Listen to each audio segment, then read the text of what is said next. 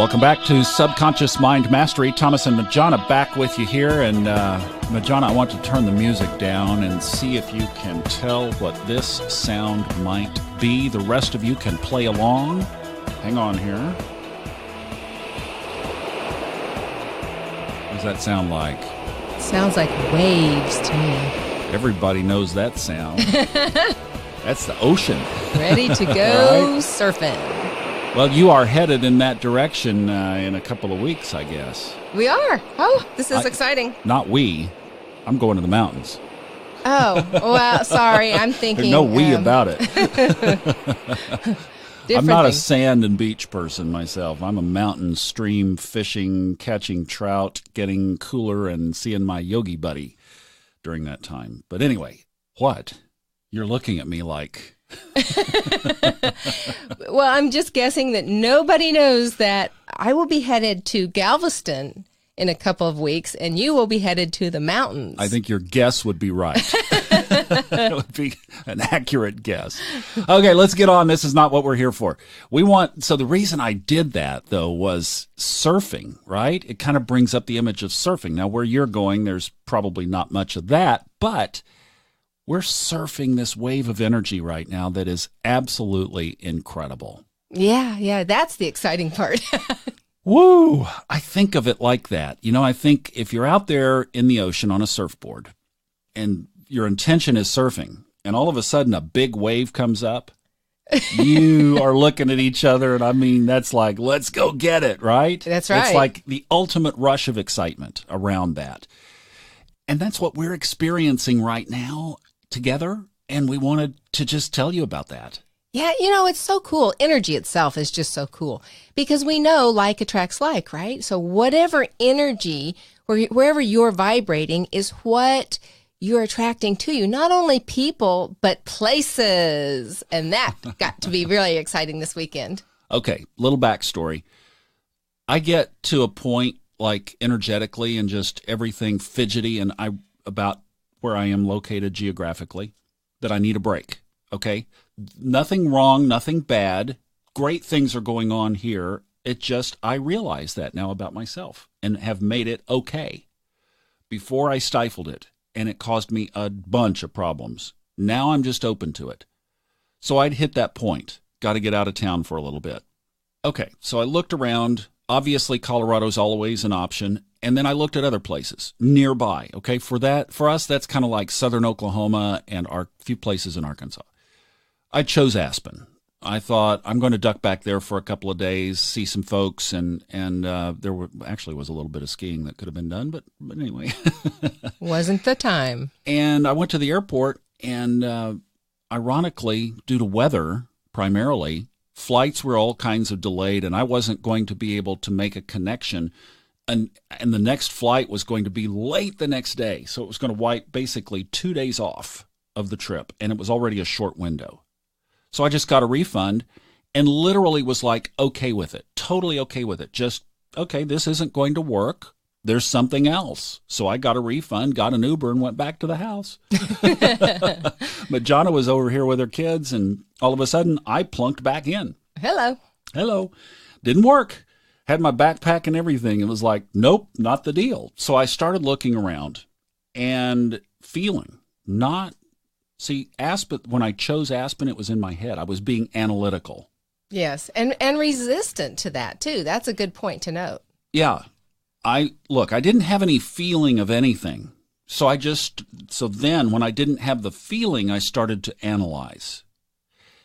And that's what I chose. And I'm fine that it's a great story the way it worked out. I'm fine the way I did that. I don't know that I would have done it differently because I really didn't have a feeling of where to go other than just getting in the car and kind of deciding block by block, which is a little dicey.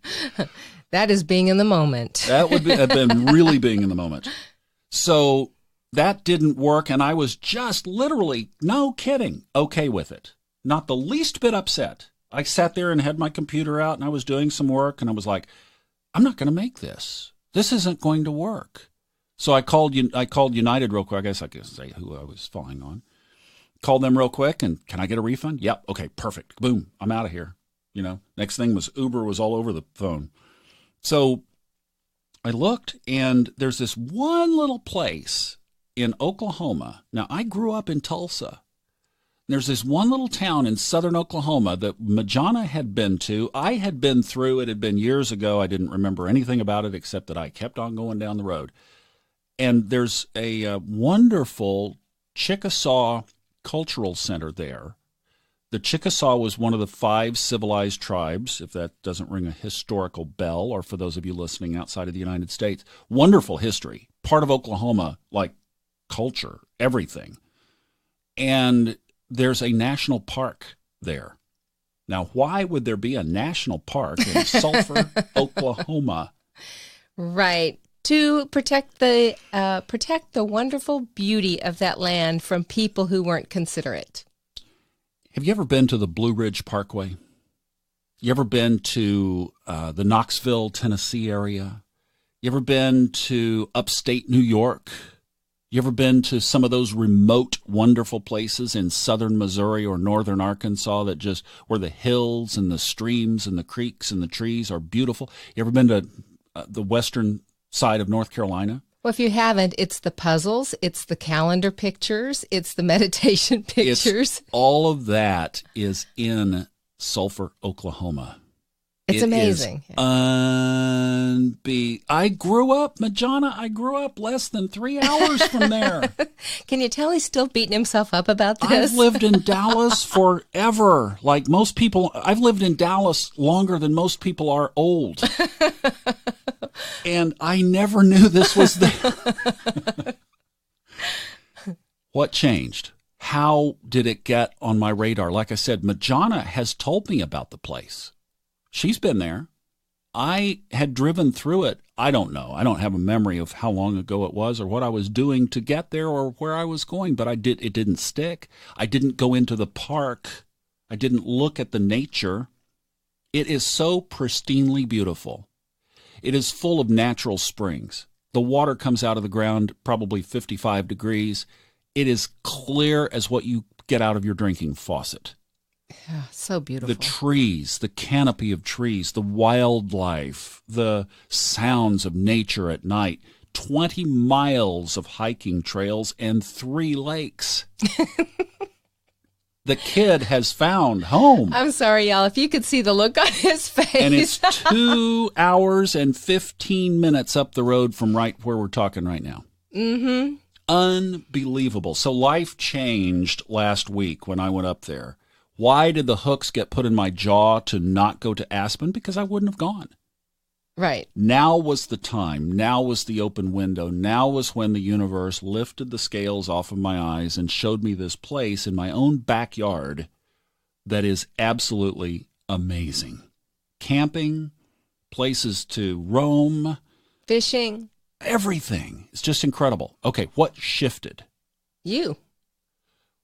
And why would we be in a higher vibration right now? I don't know. Would it have something to do with the initials FD? As I was reflecting on finding this, seeing this with eyes of beholdment, and why this came about, it became really clearly obvious that the folks that have registered for the Fred Dodson seminar in July, we've put together a little WhatsApp group, and everybody's talking back and forth now, and we're exchanging ideas, and we're setting intentions and all this. I've said we're going to create the course now. And I realized in that moment that stepping into that has created for everybody in the group has gotten downloads this past week. It is so cool. Since we've started doing this, the energetic ideas are just flowing for everybody. And that was one of the things that I got. If you remember, for those of you that are like podcast junkies here, you've been around with us for a long time, you remember when I did the Levels of Energy book and I told the story of narrating up in the 500 level, the high level of energy, and had to go up to an appointment and just barely missed a really bad traffic accident? That's the kind of thing that happens in high energy. And this is what I think is amplifying it here. You can be in high energy and you can do your own work. But when you link up with a like-minded community like we're building here. And then you set an intention, and someone puts an idea out there, which is what prompted this really deep, amazing train of thought and experiences that are unfolding. It's like meditating with a group, right? You ride that wave. We're back to the waves again. You surf that wave of energy that is amplified because it's a group. So there's just more momentum, and you can gain ground faster, and it's so fun to watch it unfold. So look, I'm torn here because I don't want to make this an infomercial for the Fred Dodson Seminar, and yet I would love to have you come join us so you know that it's there. And I know some people, because of schedules or finances or whatever reason, can't make it. But just realize that this has been so powerful that we are exploring now ways to create a community around high energy people. Mm-hmm. And we've been working with several ideas and have had some downloads come through ourselves and various things. So just know that we are with that, and we would love to invite you into that. So the quick way is to join our little group that's happening now. Now, this is dated, so this is 2019. The seminar is July 26, 27, 28. It's going to be in Dallas, so you have to get here. There's lodging, all of that, but it's Fred Dodson Dallas if you want to register and be part of our group. You have to do that, and then you have to email me that you've registered. FredDodsonDallas.com. Yep.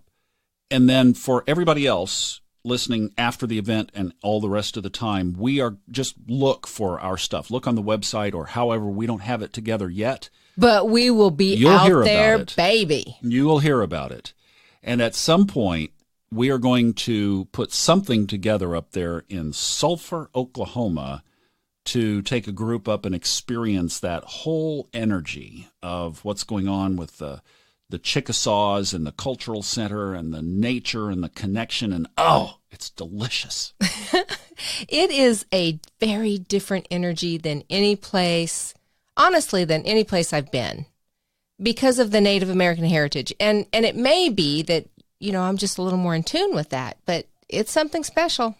All right. That's what I wanted to get across in this is when you shift energy, things come. And we've got a little group that is just experiencing miracles. And we'd love to have you join that. But we are going to create a community to do this because this is so incredibly powerful. Bottom line, high energy, folks. High energy. That is the key. Ride the wave. And enjoy the journey. We'll see you next time. I'm Thomas. And Majona. Thanks for listening.